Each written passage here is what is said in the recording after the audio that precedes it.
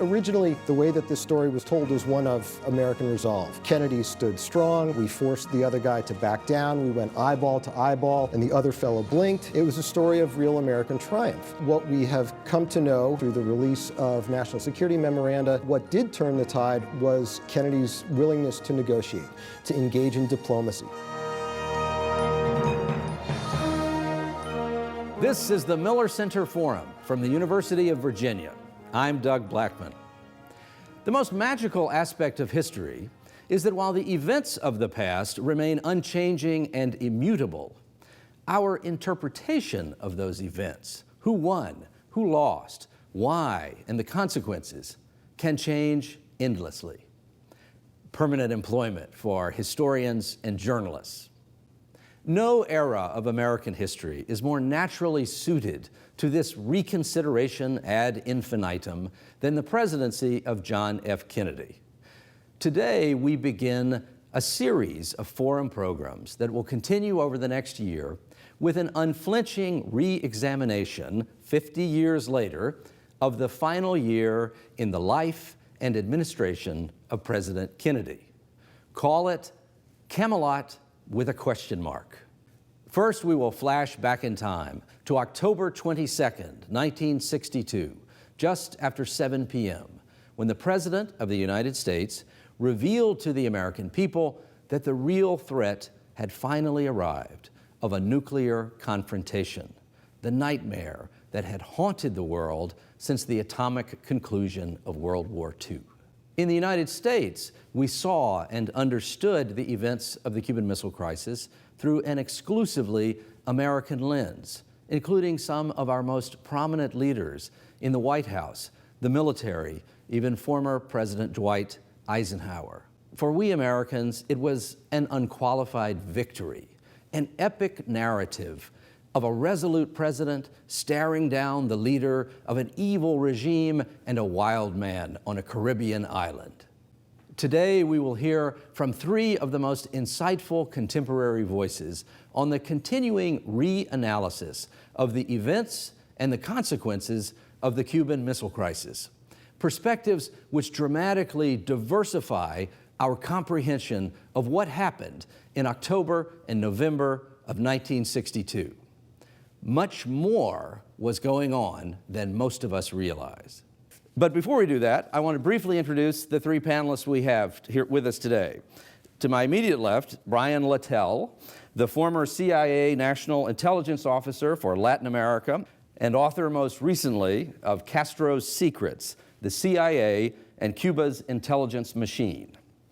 Beside him is Svetlana Savranskaya, a research fellow at George Washington University's National Security Archive and editor of The Soviet Cuban Missile Crisis, recently published volume which sheds dramatic new light on the internal workings of Soviet leadership at the height of the missile showdown and during its aftermath. And finally, Marc Selverstone, director of the Miller Center's Presidential Recordings Program and an unparalleled expert on JFK and the tapes made of conversations in the Kennedy White House. Marc, let's turn to you first. First, give us some context. Not all of us were, in fact, there that night or watching on television on October 22nd, 1962.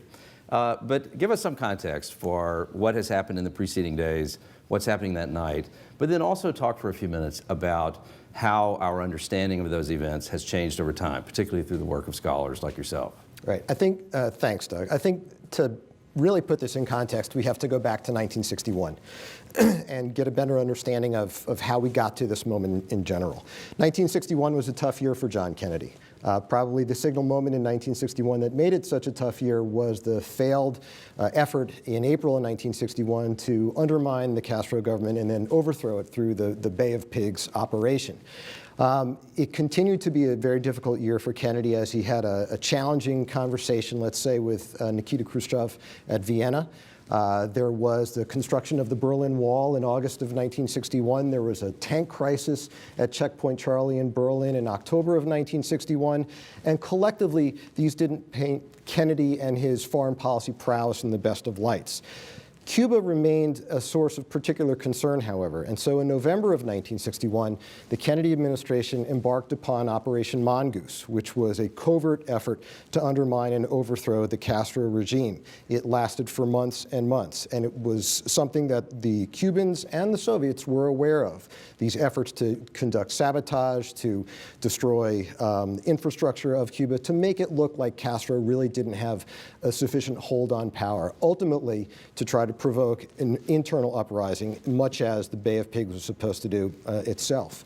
This question of Castro's continuing viability was of paramount concern, of course, to him, but to the Soviets as well. And we think that sometime in the late spring of 1962, through a combination of factors, both to preserve Castro's viability, but also to redress the strategic balance, and also to send a message to the Chinese that the Soviets were the friend of foreign revolutionaries abroad, Khrushchev had decided to place offensive missiles in Cuba. They weren't the only missile systems that were to go into Cuba. There were going to be defensive missile systems that went in as well.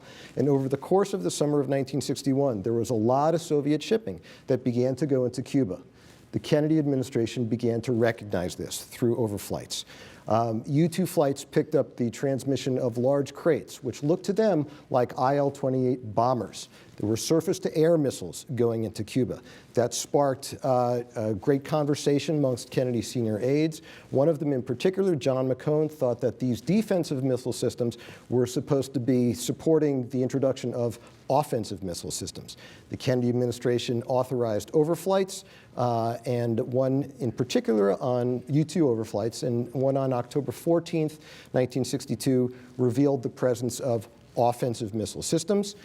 Kennedy was alerted to this on the morning of October 16th, and from that point until this point, October 22nd, Kennedy met with a series of advisors in what became known as the XCOM, a discrete group of officials who were part of the National Security Council, to hammer out a response. There were several that they talked about: an invasion, which would be preceded by an airstrike, perhaps just an airstrike alone, and perhaps a blockade to indicate to the Soviet Union that the United States would not tolerate the introduction of these missiles. But then there became the matter of, well, that's fine for perhaps making sure that the missiles aren't supported by further supplies, or that more weapons aren't coming in. It didn't do a whole lot to get the missiles off the island itself, though. So from the period of the 16th up to the 22nd, there was a question: how does the United States respond? They decided to go with a blockade. And then on the 22nd, Kennedy made this announcement to the nation and to the world. And in terms of the perception that Americans had then of not just that night, but then the sequence of events after that, that ultimately leads to the American perception of facing down Khrushchev and essentially winning this standoff. But how has our understanding of those events changed in the past 50 years? Yeah, I think they've changed considerably now that we have more information on what happened both in Moscow as well as in Havana, as well as the way that the Kennedy administration was considering these events. I mean, originally, the way that this story was told was one of American resolve. Kennedy stood strong. We forced the other guy to back down. We went eyeball to eyeball, and the other fellow blinked. In Dean Rusk's words, it was a story of real American triumph. What we have come to know, primarily through a series of conferences that took place in the 1980s, through the release of national security memoranda, that the reality was very different. That while the administration obviously did institute this blockade, and we know that Khrushchev began to rethink his gambit at that very point, October 22nd, we know that what did turn the tide was Kennedy's willingness to negotiate, to engage in diplomacy, to leave Castro a way out of this crisis. And so I would just point to, in fact, yesterday's New York Times as a way to illustrate where we are in this. There, on the back page of the first section of the Times, there's a large advertisement for an exhibit that's being held in Washington, sponsored by the National Archives, To the Brink, JFK and the Cuban Missile Crisis. The communications company that's sponsoring that exhibit opens with the tagline, "For 13 days, the world held its breath, and President Kennedy held his line." Well, neither part of that statement is really true, because the world held its breath, really, depending upon how you figure October 22nd into the matter, probably for about 6 days instead of 13 days once the crisis became public.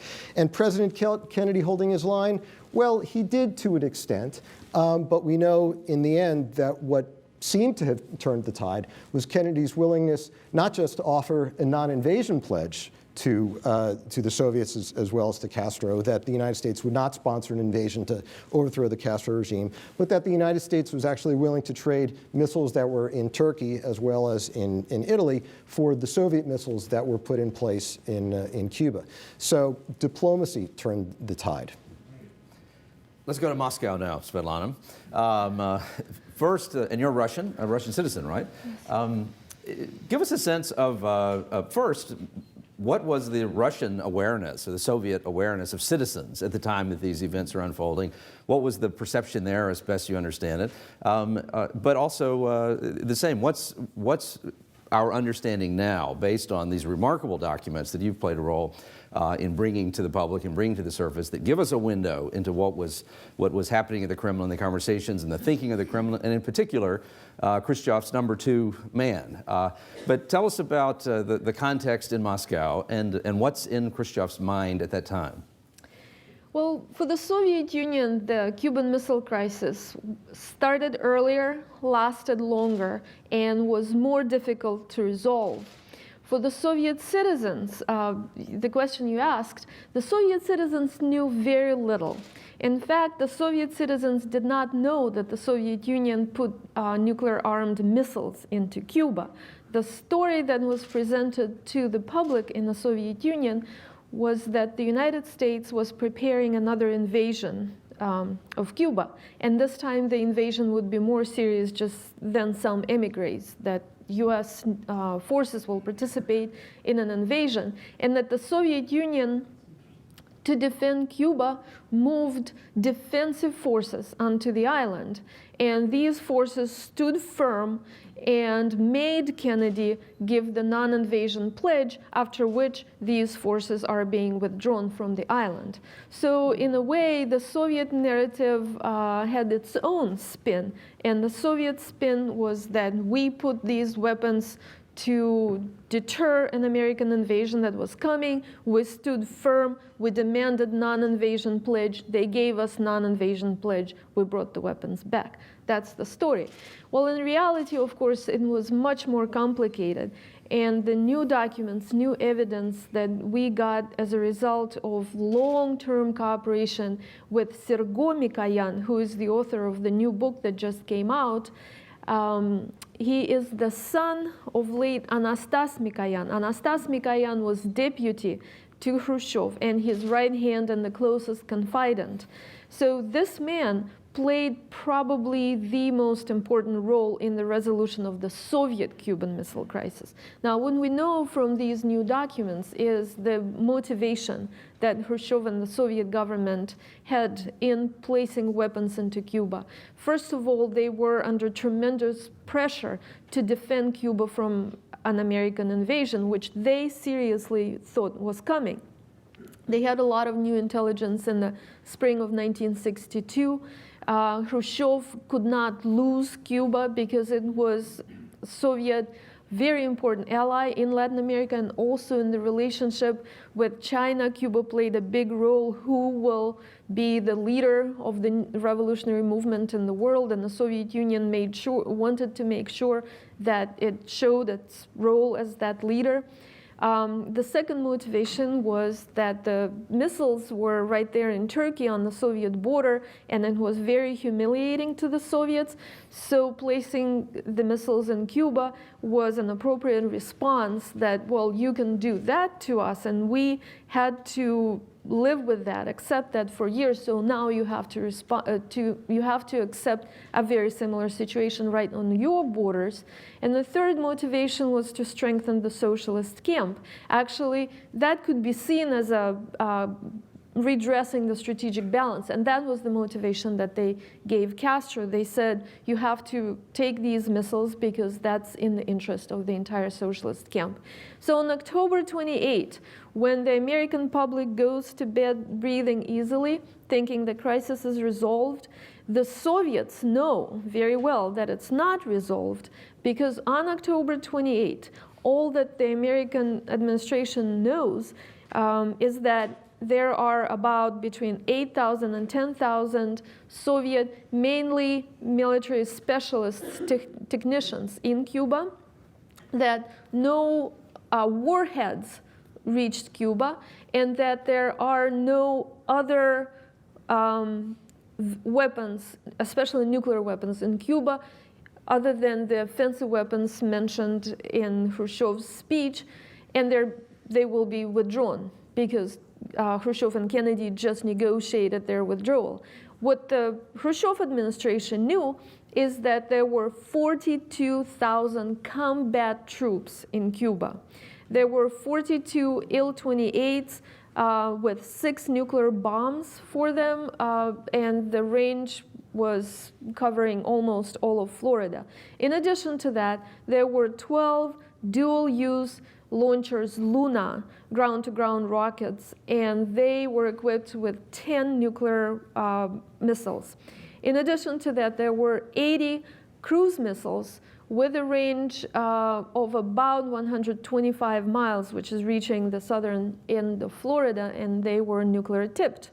And that is in addition to really massive concentration of defensive forces in Cuba. And the Soviets told the Cubans, after they resolved their own crisis with Americans, that all the rest of the weapons will stay in Cuba. The Soviets also were aware that the Americans had no idea about all those other weapons. So Khrushchev sends Mikoyan to Cuba with 3 missions. First of all, to negotiate with the withdrawal of other weapons from Cuba.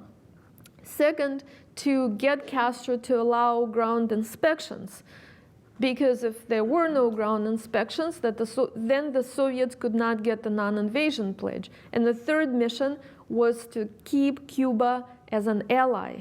As I said, it was the most important ally and the first socialist state in Latin America. So these 3 tasks make his mission practically mission impossible. When he comes to Cuba, he tells Castro, well, we had to negotiate with imperialists. Castro was not consulted, not informed. He learned about the Soviet concessions to the Americans over the radio. And he felt humiliated, betrayed, and abandoned by his ally, who preferred to negotiate with Americans behind his back. So Castro was mad. And he was supposed to have kept all the weapons in Cuba. So over his stay, over the 3 weeks that Mikoyan spends in Cuba, he began understanding the Cuban position and the depth of humiliation much better. And he understands how dangerous the presence of tactical nuclear weapons make the situation. So during his stay, he comes to the conclusion that the tactical nuclear weapons and ILs will have to be withdrawn. Actually, the decision on the ILs was made, of course, in Moscow, and then Mikoyan had to go and face Castro and say, well, we just decided to make another concession. How do we make it? And by November 20, the Cubans are very intent on keeping tactical nuclear weapons in Cuba. And Mikoyan cables the Presidium saying, we have to take them out, all of them. We cannot transfer them to Cubans. And he suggests that he should tell Castro that they have a non-existent law, a secret law, which did not exist in reality in the Soviet Union, that they do not transfer nuclear weapons to anybody. And he has to face the entire Cuban leadership, announce that decision to them. But then that decision, that law that Mikoyan essentially made up on the spot, became a precedent, and the Soviet Union never transferred tactical nuclear weapons to any of its allies. So what we know now shows, A, that the American-centric story of 13 days was just a constructed narrative. And actually, November was a very dangerous crisis. Because just imagine if the Americans discovered the tactical nuclear weapons were there, that the Soviets were going to transfer them to the Cubans. Then the possibility of invasion, the probability of invasion was much higher. But the tactical nuclear weapons were there with one purpose. They would be used in the case of an American landing on the island. So the American troops coming onto Cuba would be met with a nuclear strike. And where would that take us? When we know gives even more credit now to Khrushchev, Kennedy, and especially Anastas Mikoyan. These leaders used their diplomatic skills to resolve the crisis without going face to face, without making the other blink. And I think this is how the Cuban Missile Crisis is different now and the lessons that we learned.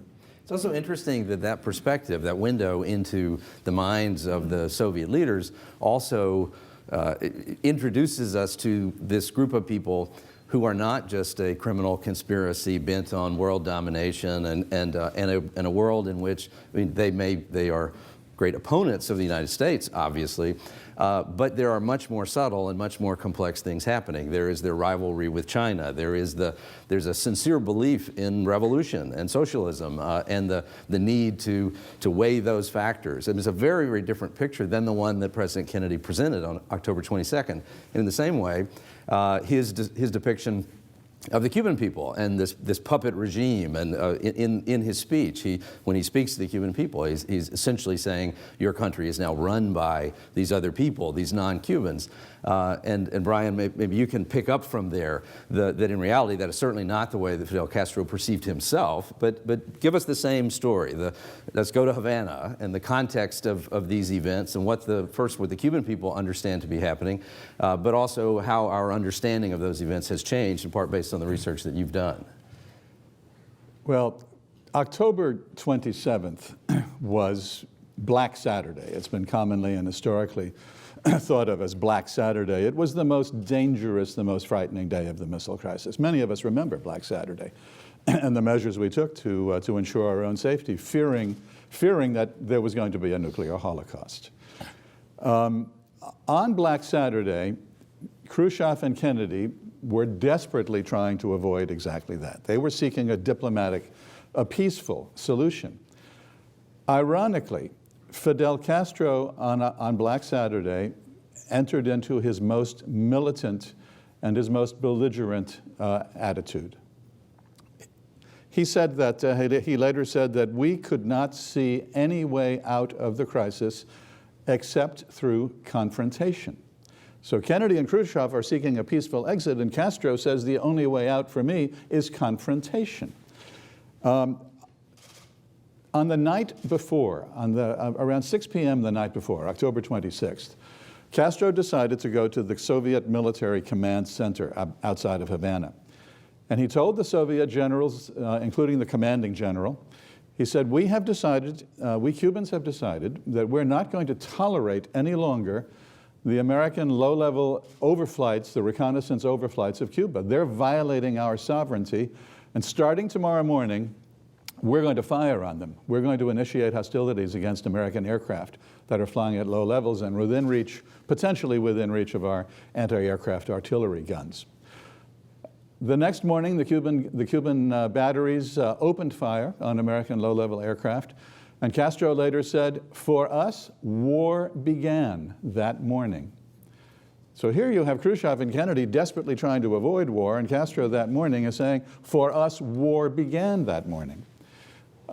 He was echoed by a Soviet general, General Gribkov, who was one of the commanding generals on the island from the Soviet Union. And Gribkov said something very, very similar later. He said that for us too, for us Soviets, from us generals down to colonels, everything changed when the Cuban artillery began firing at the American planes. For us too, the war combat had begun. So Castro's visit to the command center was a turning point. Four things happened in rapid succession. The first was the firing on the American aircraft. The second was that in that spirit of solidarity between the Cuban and Soviet military forces that Castro personally had helped to induce after meeting with the Soviet generals, an American U-2 was shot down. And that also happened on Black Saturday, October 27th. Since then, there's been some confusion about who actually was responsible for the shoot-down. Nikita Khrushchev, the Soviet leader, believed that Fidel Castro had ordered the shoot-down and that he had persuaded Soviet officers to shoot down the aircraft.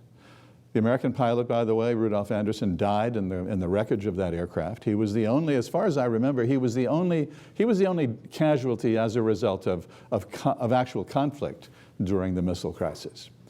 Fidel Castro has never denied that he did have responsibility for the shoot-down of that U-2. He has said on a number of occasions, the Soviets were not solely responsible.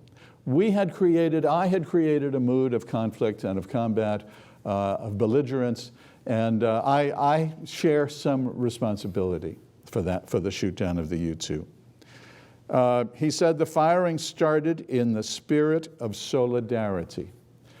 And the solidarity that by Black Saturday, that had come into effect between Soviet and Cuban military forces, that solidarity was really remarkable. The Sergei Mikoyan, who was mentioned earlier by Svetlana, Sergei Mikoyan later wrote that it was incredible. Soviet and Cuban military personnel were all willing and ready to fight to the last man, to fight to the death against the Americans. Gribkov, the general that I mentioned, he said that we were ready, we Soviets were ready if the Americans invaded, we were ready to fight them to the last man, but those of us who survived the invasion, we were prepared to go with our Cuban brothers up into the mountains and become guerrillas and to fight alongside our Cuban comrades in the mountains as guerrillas and fight to the last man. Now this was really rather remarkable. The Soviets, including their generals like Gribkov, were going native in the sense of, in military terminology, they were going native. They were adopting a Cuban mentality. Going native was relatively easy in this conflict because the Soviet troops were not in uniform. They were all wearing civilian clothing. So going native was that much easier for them to adopt the ferocious and belligerent nationalism of Fidel Castro. Gribkov said that we admired Fidel Castro's resoluteness and his willingness to fight to the last. Now, there was a fourth thing that happened on this Black Saturday that was perhaps the most remarkable of all. And this again was Fidel Castro. He went to the Soviet embassy the night before, the night of the 26th and early into about dawn on the 27th of October, Black Saturday. He went to the Soviet embassy. He dictated one of history's most remarkable, perhaps most atrocious, despicable letters, a letter to Nikita Khrushchev. And he recommended to Khrushchev, he urged Khrushchev, if the Americans invade Cuba, you should not wait for them to launch a preemptive nuclear attack against your homeland. You should strike them first. You should fire preemptively all of your nuclear weapons at American targets. You should not wait for them to do that first. Fidel Castro assumed, I think his calculation was that the tactical nuclear weapons that were on the island that we've just heard about 98 tactical nuclear weapons, some of them with tonnage and explosive force comparable to Hiroshima and Nagasaki. Fidel assumed, I think, calculated that if the American invasion actually took place, that he and the Soviets would do everything they could to fire those tactical nuclear weapons at American forces, at beachheads, and at flotillas offshore. And he has made it very clear on a number of occasions that had he had access to them, he would have fired them at the Americans. He would have launched the nuclear war. And it was in that context that he urged Khrushchev to fire his weapons, his ICBMs, at American targets. Now, two things about this that are really very essential to understand about the missile crisis. Khrushchev actually believed, maybe mistakenly, probably mistakenly, he believed, however, that Castro was responsible directly for the shoot-down of the U-2. And Castro later said Khrushchev sincerely believed that. Khrushchev had received the letter in the wee hours in Moscow, the Armageddon letter from Fidel Castro, and he was horrified and he was terrified. And he was undoubtedly getting reports from his military on the island that they were following Cuban orders, that they were following the whole Cuban mentality in solidarity. They were losing command and control of their own forces on the island. Khrushchev felt he had no alternative by then, and he was under a great deal of pressure, of course, from Kennedy. Khrushchev hurriedly decided to back down. And on October 28th, as we all know, the crisis, we thought, ended. Khrushchev was so frightened, so appalled by Fidel Castro's belligerence, perhaps madness, it was thought in Moscow, the madness of Fidel Castro on Black Saturday, that Khrushchev felt there was no alternative but to peacefully exit the crisis. Castro's behavior, therefore, was self-defeating. He did not participate in any tripartite negotiations that resolved the missile crisis. If he had, he would have demanded that the Americans evacuate the Guantanamo naval base, and he would have made some other demands. And maybe in tripartite negotiations, if the crisis had lasted a few more days, maybe he would have won some major concessions from the Americans. He did not get to keep those tactical nuclear weapons that Svetlana talked about, even though they were promised. He never was able to get a defense guarantee, a strategic defense guarantee, from any subsequent Soviet leaders through the remaining history of the Soviet Union, from the missile crisis, from Khrushchev to Brezhnev to Andropov to Chernenko to Gorbachev, and even, let's say, to Yeltsin. Fidel was never able to get the defense guarantee from the Soviets that he always wanted. He obsessed about having that kind of guarantee to protect him from further American aggression. So Fidel's self-defeating, belligerent behavior on Black Saturday that changed the course of the missile crisis ultimately was self-defeating to his most important objectives. It's fascinating, and also this profile of the idea that Soviet soldiers were going native and that they would ally themselves with Cuban military and fight in the mountains as guerrilla fighters. I mean, that's really not the profile that generally historians attribute to the Soviet military. Particularly, I mean, it sounds more like the German military at the end of World War II, and these forces able to regroup themselves and fight on to the end. It's interesting to wonder whether there was more bravado to that than the reality of it. But I do wonder a question: did Castro fully understand what was on the island? Did he know the full capacities of everything that was there and the level of destruction that would have occurred in Cuba itself, most likely, had, you know, in the use of the tactical weapons? It appears that he did, that he did understand. He apparently was briefed in that meeting at the Soviet military headquarters on October 26th, the evening of the 26th. It appears that there were briefings that night when he was there with General Pliev, the commander, so other Soviet generals briefed Castro and Pliev on the readiness of all of the Soviet forces, including the tactical nuclear ones. Fidel Castro was in an apocalyptic mood. I describe the letter and Fidel's apocalyptic mentality in my new book, Castro's Secrets, that you mentioned. Castro was prepared, believe it or not, as incredible as it sounds, Castro was prepared for Cuba to be reduced to powder in a nuclear holocaust. And that was precisely Nikita Khrushchev's term. You were willing, this was afterwards, of course, you were willing for Cuba to be destroyed, for your country to be reduced to powder. Yeah, I think that Castro was fully aware, fully cognizant. He later said, I wrote that letter to Khrushchev with with full awareness, with a full understanding of what I was saying.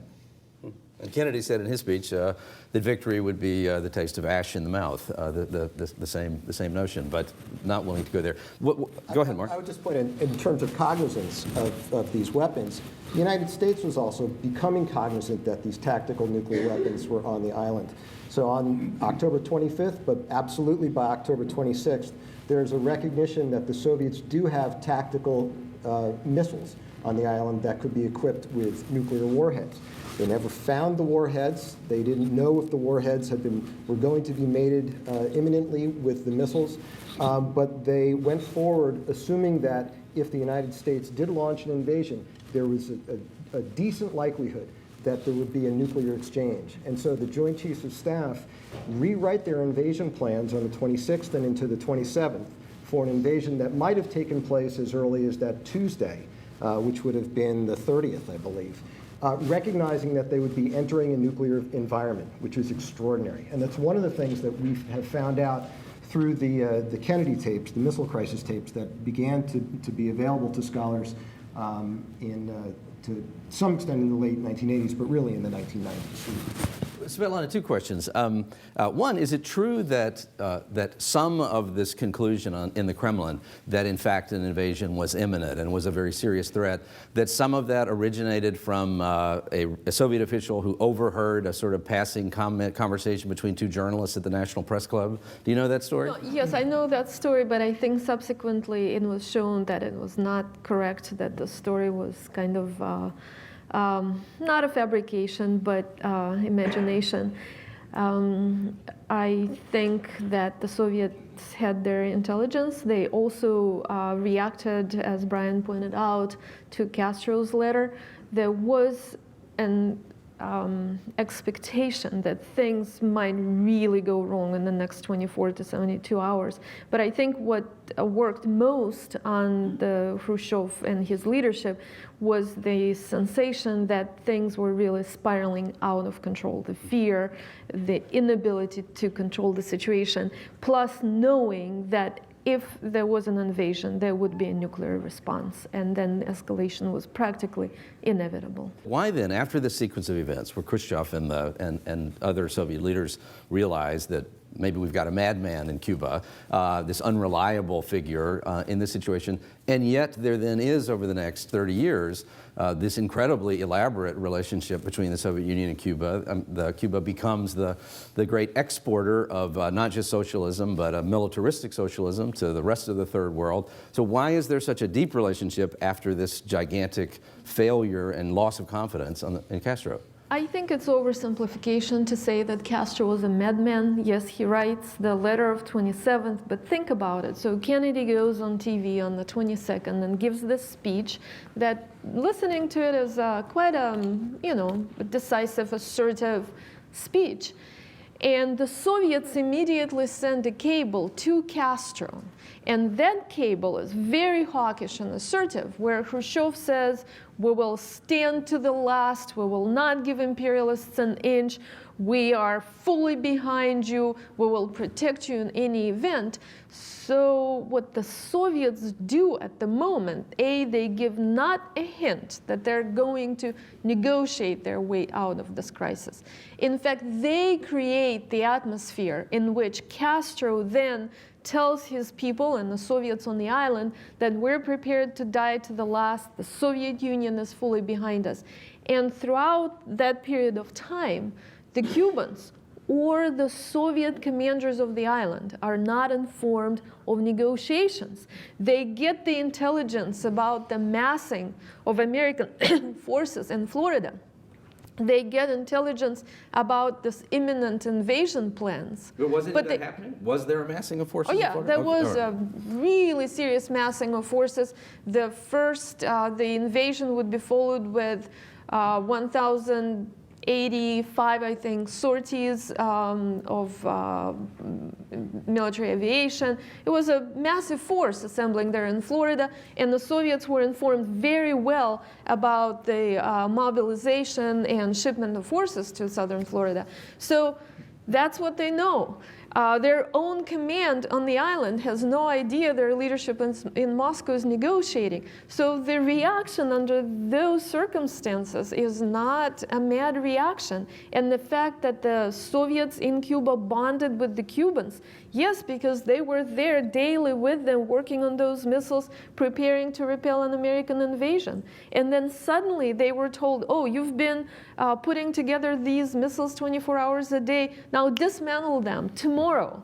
They said it was the most humiliating moment in their lives. They had to take down all these military installations and be shipped out like cowards.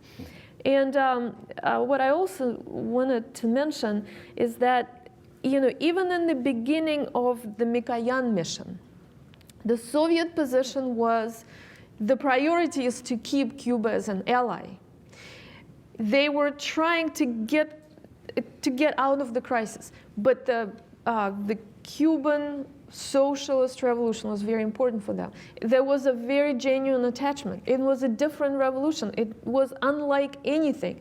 The Soviet revolution kind of already gone a little sour with the Stalin purges. They all realized that. East European countries, they were not genuine revolutions. They were Soviet troops stationed there. And Cuba happened without Soviet even advice.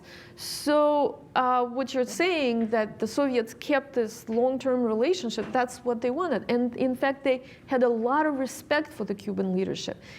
Over the 3 weeks, Mikoyan comes to realize not that they're madmen, but that they are independent and they will not be puppets like a lot of East European regimes, that the Soviet Union will not be able to give them orders. And he writes to the Presidium saying, to avoid tensions in the future, we probably should treat them differently and take the tactical missiles out. He realized it was getting very dangerous and they could not order the Cubans around. But he actually, in his conversations, treats the Cubans with a lot of respect. He says to Castro, we trust you completely, we respect you completely. There's this great conversation that he has with Che Guevara where he promises him anything. You want trade credits, we'll give you any trade credits.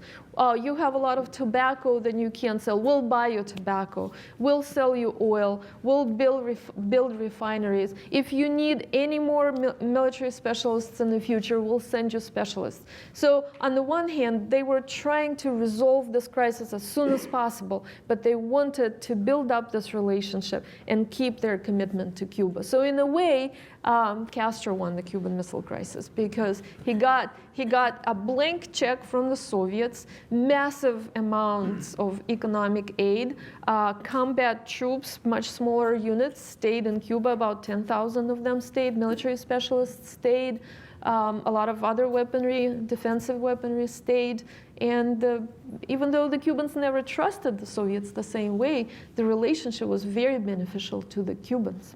It's fascinating. So now that we have this understanding, this better understanding of what the Cubans and the Soviets are thinking, let's go back in the mind of the Americans and listen to a recording that you have of President Kennedy reaching out for advice from a former president, and which I think is remarkable. Listen for this. There were also references along these lines in Kennedy's speech, to the degree to which that the experience of World War II still hangs over these conversations.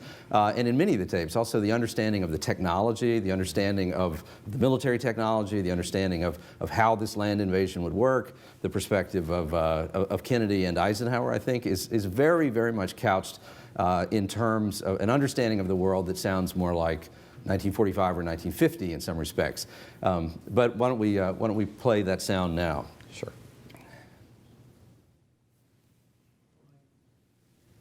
So this conversation between Kennedy and Eisenhower. Kennedy had reached out to the other living presidents to brief them on developments, something he would do through the course of the crisis. This is a conversation he has with Eisenhower on the morning of the 22nd, before he goes on television to brief the nation and the world about the upcoming blockade. Well, I thank you for telling me, and I will. Personally, I think they're really making the only move you can. Yeah, it's tough to As I say, we will, I don't know, we may get into the invasion business before many days are out, but Of course, from the military standpoint, that's a clean-cut thing to do now. That's right. Because you've made up your mind, you've got to get rid of this thing. Right. Well, the only real way to get rid of it, of course, is the other thing. But if having to be concerned with world opinion And Berlin. others, why you got to do a little slower. Well, Berlin is the, I suppose that it may be what they're going to try to trade off. They might, but I personally, I just don't quite go along, with that thinking, Mr. President. My idea is this. The damn Soviets will do whatever they want, what they think is good for them. Yeah. And I don't believe they relate one situation with another. That's what they find out they can do here and there and the other place. Yeah. And we're already standing at the unit with NATO that if they go into Berlin, that's all of it. Right. That means they've got to look out that they don't get a terrific blow themselves. Right. And I don't, it might be, I could be all wrong, but my own conviction is that you will not find a great deal of relationship between the two. Let me ask. They'll try to make it that way. General, what about if the Soviet Union, Khrushchev announces tomorrow, which I think he will, that if we attack Cuba, that it's going to be nuclear war? And what's your judgment as to the chances they'll fire these things off if we invade Cuba? I don't believe it is. You don't think they will? In other words, you would take that risk if the situation seems As a matter of fact, what can you do? If this thing is such a serious thing here on our flank, that we're going to be uneasy, and we know what things happening now. All right, you've got to use something. Right. Something may make these people shoot them off. I just don't believe this will. Yeah, all right. Well, In any event, of course, I'll say this. I'd want to keep my own people very alert. yeah. No, hang on tight. Yes, sir. Thanks a lot, General. All right, All right. But Mark, does that sound like two people talking about the coming annihilation of the Earth? With the macabre humor interspersed. I mean, what's interesting about this conversation, it's something that we haven't brought up yet, is the role of Berlin. And we know that Khrushchev was planning a Berlin gambit, another one, probably for after the elections, the midterm elections that were supposed to take place November 6, 1962. There are some scholars who believe that Khrushchev all along had Berlin in mind for the reason that he placed the missiles in Cuba. It would redress the strategic balance and give him firmer ballast for when he went into this negotiation with the Americans to get Western forces out of Cuba, to eliminate the air corridors, Western forces out of West Berlin. And it's one of the points of contestation between scholars, although I think more recently scholars have latched on to the need to protect the Cuban Revolution as perhaps the primary motivation in Khrushchev's own mind. Let's take some questions from the audience. I think we've got a bunch. Thank you so much for coming. We really appreciate your giving your time and coming to speak with us today. So today, all of you have spoken to a considerable extent the role that key national security policymakers and the NSC, the XCOM had in making the decisions during the Cuban Missile Crisis. But to what extent or what role did the State Department and Congress play during this crisis? Who had oversight over the decisions that the NSC and the president made? To what extent did they coordinate to create congruent policies? Well, just as far as Congress is concerned, they were not terribly pleased. In fact, at a meeting the night of the 22nd, before Kennedy goes on TV, Richard Russell and Bill Fulbright, two of the leading lights of Congress, Democrats, were upset with Kennedy's decision to impose a blockade. They thought it was a pretty weak response, which is almost the words that Curtis LeMay offered when he found out that the administration was going to go with a blockade. So Congress was not really part of the decision. They were advised, but they were not consulted. In terms of the State Department, Dean Rusk plays a very important role. Rusk is able to work with the Organization of American States to get a 19-0 unanimous vote in favor of the imposition of the blockade, something the administration wasn't sure it would be able to pull off. Rusk is instrumental later on Black Saturday, on the night of the 27th. He suggests that if all else fails and this gambit to go behind the scenes and to have Bobby Kennedy talk to Anatoly Dobrinin, the Soviet ambassador, to make sure that he knows that the United States is willing to make a trade, Turkish missiles in Turkey for missiles in Cuba. If that really doesn't seal the deal with Khrushchev, then the United States should perhaps reach out to the United Nations through Andrew Cordier, who had been a UN official, American UN official previously.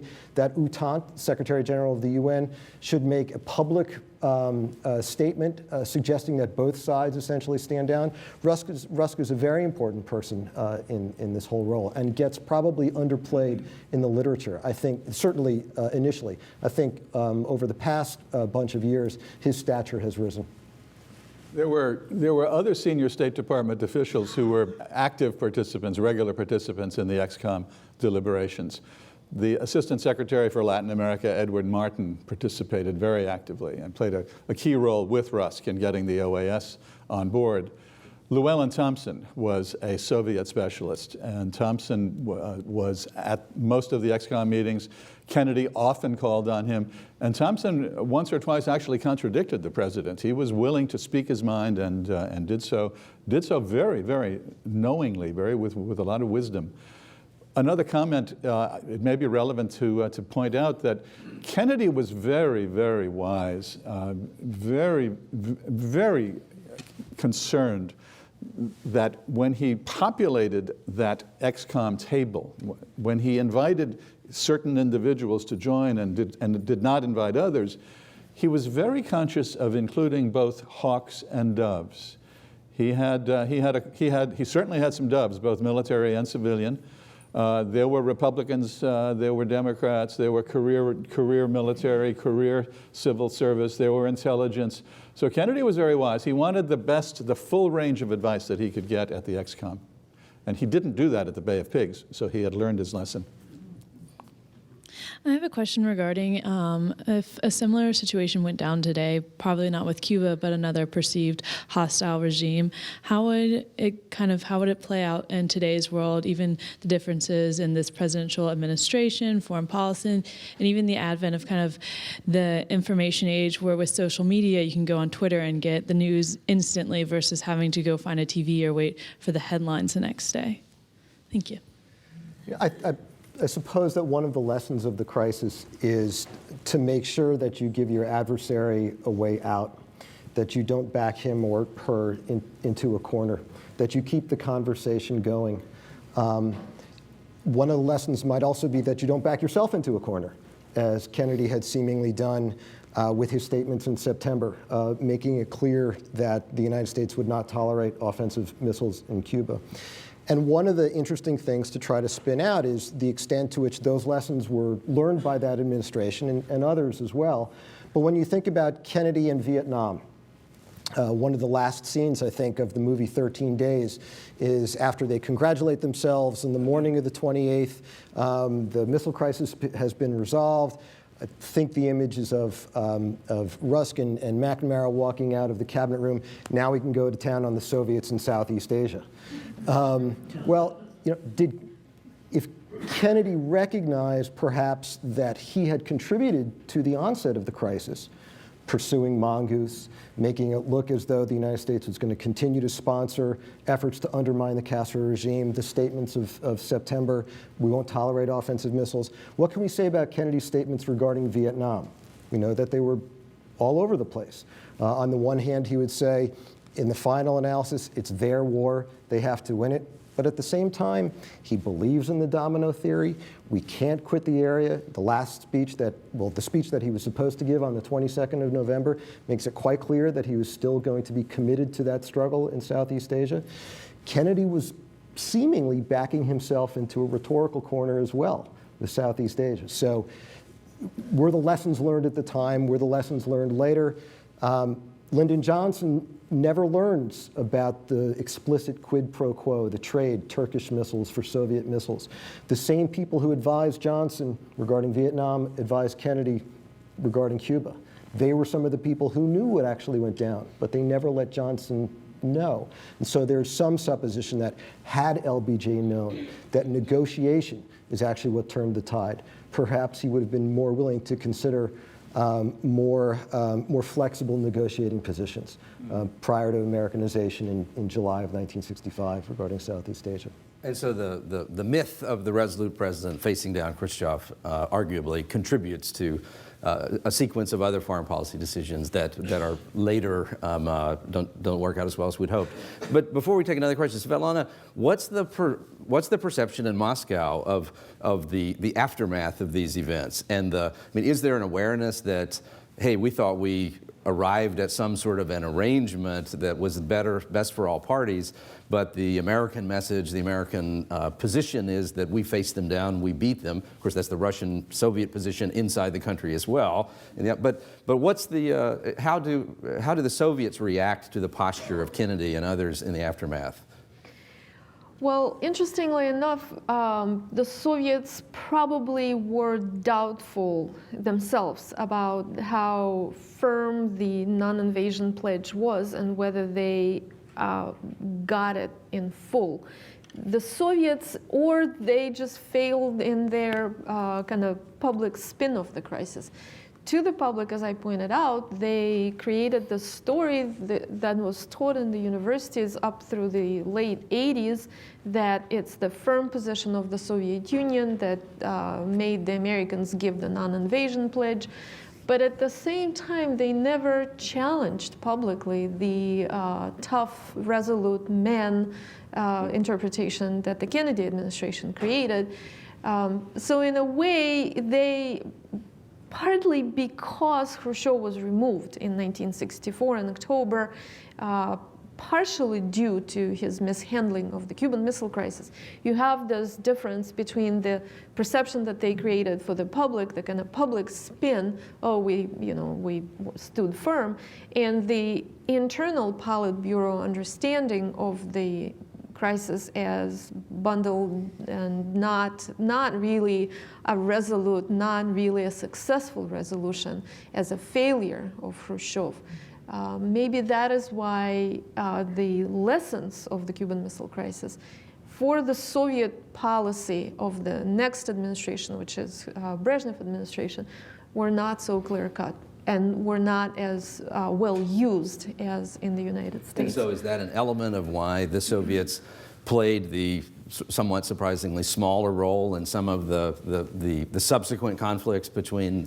Well, I'm sorry to interrupt, but after Khrushchev was removed, the majority of people on the Politburo, this is how Presidium came to be called, were clearly non-interventionist, non-expansionists. They were intent to keep their sphere of influence in Eastern Europe as kind of the core of the Soviet bloc, of the Soviet empire, but they did not believe in exporting revolution and spreading revolution. They were non-revolutionary romantics, like Khrushchev tended to be. And in fact, we see later that Cuba kind of dragged the Soviet Union into the conflicts on the Horn of Africa, and the Soviet Union had to follow reluctantly, but was constantly trying to restrain the Cubans in their effort to export the revolution. You know, one of the other, I think, very, very historically important consequences of Kennedy and Khrushchev going to the abyss is that there was never again in the history of the Soviet Union and Soviet-American relations, there was never another case where the two countries went eyeball to eyeball the way we did in Cuba. All of the subsequent confrontations and competitions, especially in many parts of the Third World, between Soviet and American interests, were conducted basically through proxies. We used proxies, and they used proxies, often the Cubans, but there was never another eyeball-to-eyeball strategic confrontation because it had just been too frightening. Brian, Svetlana, Marc, I wanted to ask you about the argument made in the Fursenko and Naftali book, One Hell of a Gamble, that about Khrushchev's motivation for introducing the missiles into Cuba. Sure, it was to fend off a potential American invasion, as you've well pointed out, but it also, wasn't it, at least the argument that he was going to be able to save money. This was going to checkmate the Soviets' big rival, with weapons 90 miles from the shore, and he would cut back on what he had to spend on this enormous industrial defensive enterprise. Do you credit that argument? I would be careful with that argument, and for two reasons. First of all, the defense buildup continued, so they did not save that much money. It did not significantly change strategic balance, and I would quote McNamara about it, but even, the ratio was close to 17-1 at the time. And so you add those 42 missiles in Cuba, and maybe the ratio drops to 16-1. Does it change strategic balance? I don't think so. But I would say, it's a very complex decision. And like any complex decisions that humans make in your own life, we don't make them for just one reason. It's a number of reasons. And if you think about how the decision was made, Khrushchev was more impulsive. And I think in his mind, defending Cuba was a priority.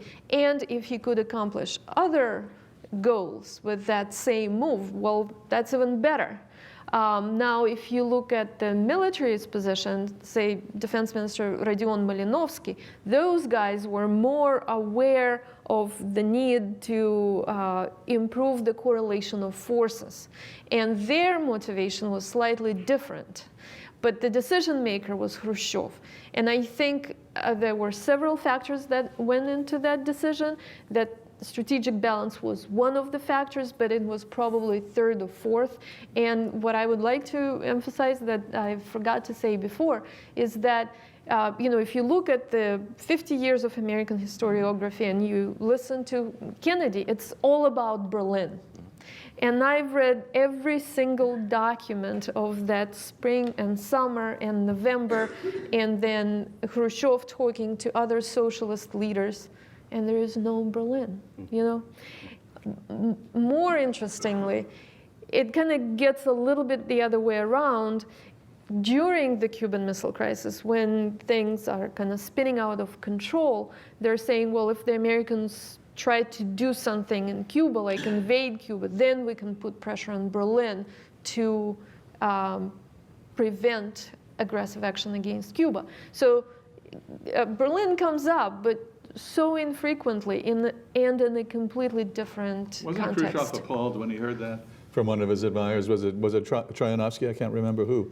And Khrushchev said, "Don't talk to me about Berlin. We're in enough of a mess already." Yeah, it's we have other important priorities right now. Berlin comes next. And actually, Mikoyan said that, and Sergo Mikoyan, and the son of Nikita Sergeyevich Khrushchev, Sergei Khrushchev, said that actually from about May 1962, the importance of Berlin in internal conversations and in my father's mind actually dropped.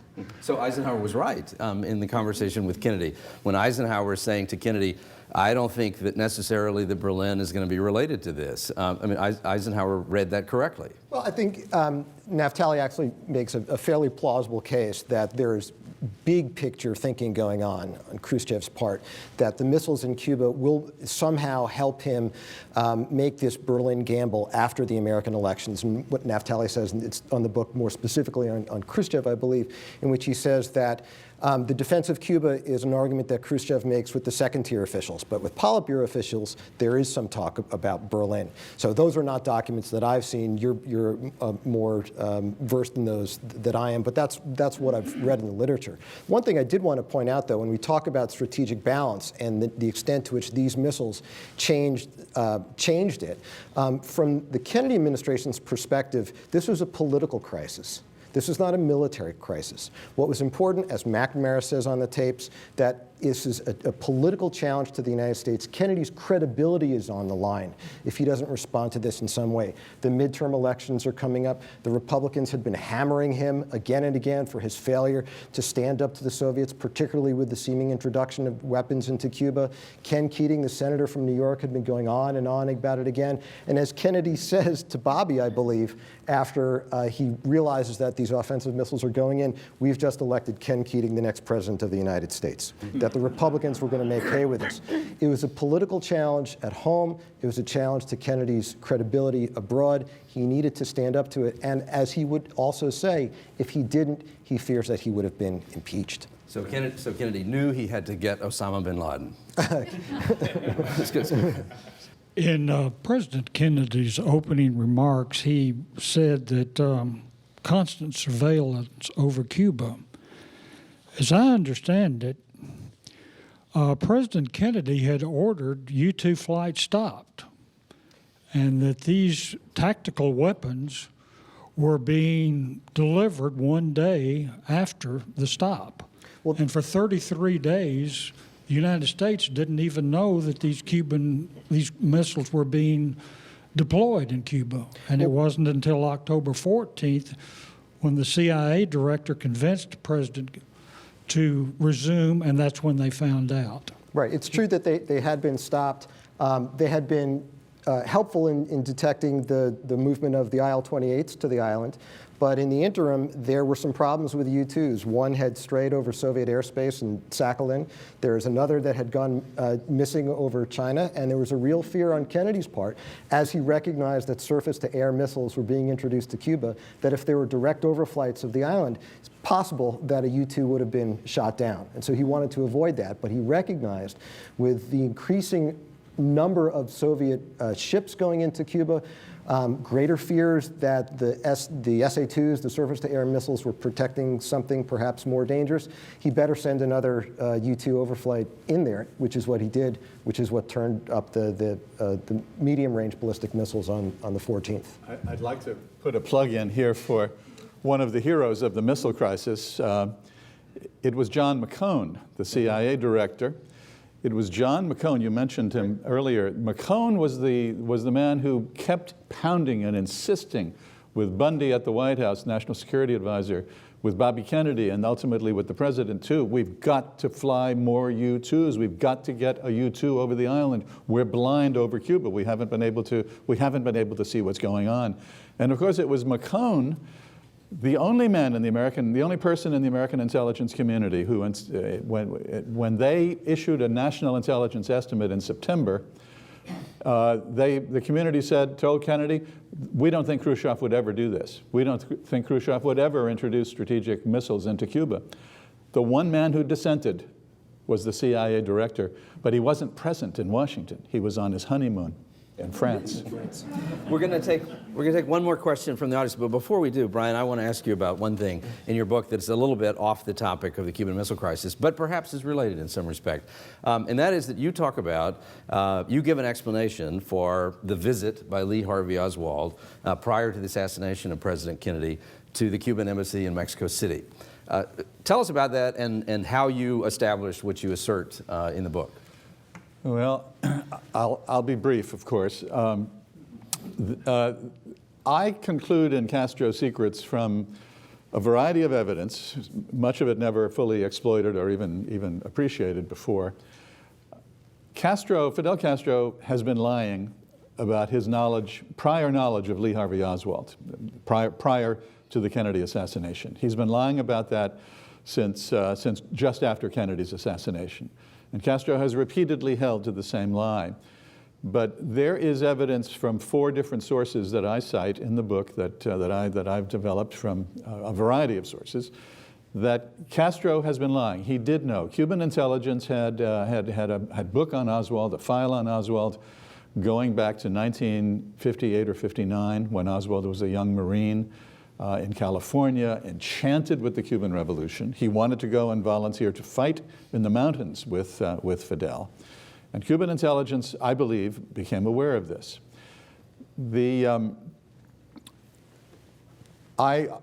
base much of the book, Castro's Secrets, on the reporting of the most important defector who ever left Cuban intelligence.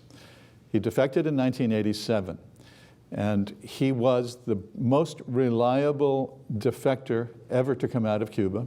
The FBI, the CIA certified that, they believed that.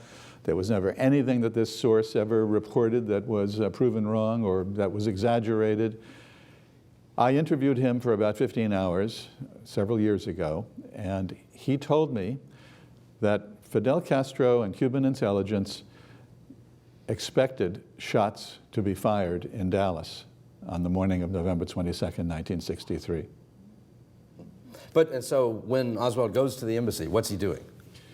He was trying to defect. Even the Warren Commission concluded that Marina Oswald, Oswald's wife, she told the Warren Commission that when Oswald went to Mexico, she never expected to see him again. She thought he wanted to stay in Cuba. The Warren Commission concluded that he wanted to go to Cuba and stay there as a volunteer for Fidel. So he was what intelligence is called a walk-in. He wasn't accepted, though.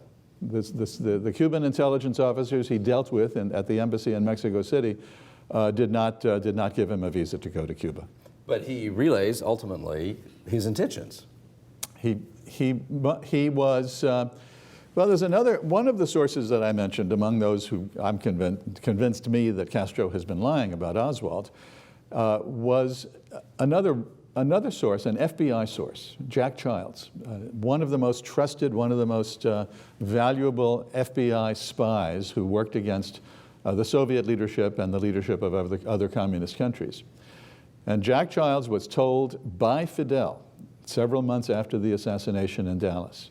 Fidel said to Jack Childs in Fidel's offices in Havana, you know, when Oswald left the embassy, our embassy in Mexico, he shouted, I'm going to kill Kennedy. This is a source whose reliability, Jack Childs, his reliability has never been questioned. I interviewed retired FBI officers who knew him and knew the operation. It was called Operation Solo. J. Edgar Hoover ran it for many, many years against Soviet leaders. Jack Childs heard these words from Fidel, and if that's true, and I think it must be true, certainly Fidel has been lying about what he knew about Oswald ever since November '63. And the bottom line, though, is that Fidel doesn't induce, and the Cubans don't induce Oswald to do this, and they don't encourage him even after he makes himself known, but they also take no action and are unsurprised when the events occur. Cuban intelligence officers in Mexico City may have encouraged Oswald's militants. I can't prove that. I don't argue in the book, because I have no evidence of it, that Fidel Castro personally had a hand in Kennedy's assassination. I cannot go that far. But I think my source, the defector from Cuban intelligence, told the truth that Cuban intelligence and Fidel Castro knew that shots were going to be fired. So you could say, as I do in the book, that Fidel then engaged in a conspiracy of silence. Now, he had no motive to protect Kennedy or to defend Kennedy, because he knew that the Kennedy administration was working very, very hard, very diligently to assassinate him. Hi. Because Kennedy is seen as, or because the Cuban Missile Crisis is seen as such a triumph for President Kennedy, I'm curious how much you think his own personal governing style shaped the outcome. If Nixon had squeaked by in 1960, or LBJ had emerged as the Democratic nominee and then ended up in the White House, do you think that the Cuban Missile Crisis would have turned out much differently? We know that Kennedy was very willing to tolerate dissent, to surround himself with people of different minds. He was willing to hold open various options, was a fluid, sophisticated thinker in ways that perhaps LBJ was more knee-jerk. We had talked about that in a Vietnam context as well previously. We know that that Kennedy was decisive and willing to make the tough call, so tough that all of his advisors would be arrayed against him. Through the missile crisis tapes and other sources, we know that Kennedy stood virtually alone on the 27th when he decided that he was going to make this trade of missiles in Turkey for missiles in Cuba. And we can hear all his advisors say, Mr. President, we'll go along with this decision if you think it's the right one. But you have to know that none of us do. So Kennedy's role in this, his willingness to keep talking, to figure out ways to lengthen the time that Khrushchev has, to move the blockade from 800 miles back to 500 miles, to make sure that the conversation can continue. He might have ended up having to go to war. We don't know that. It's quite fortunate that things worked out when they did. Perhaps even one of the other accidental dimensions that leads Khrushchev to finally call it quits is that there is a report that Kennedy's going to go on TV 9 a.m. Sunday morning with some speech. Oh my God, what is he going to do? Maybe he's going to announce the invasion. Well, Kennedy was going to appear on TV on Sunday morning at 9 a.m., but it was going to be a replay of the speech that we saw at the outset. Fortunate that things worked out the way they did. I think we were fortunate not only that Kennedy was there, but that they learned of the missiles at that time instead of perhaps 2 weeks later, when the missiles might have all been operational, or perhaps even before. So in the end, Kennedy is the hero, just not the hero we thought that he was. And the story is not the story that we thought, yeah. That's great. Thank you so much.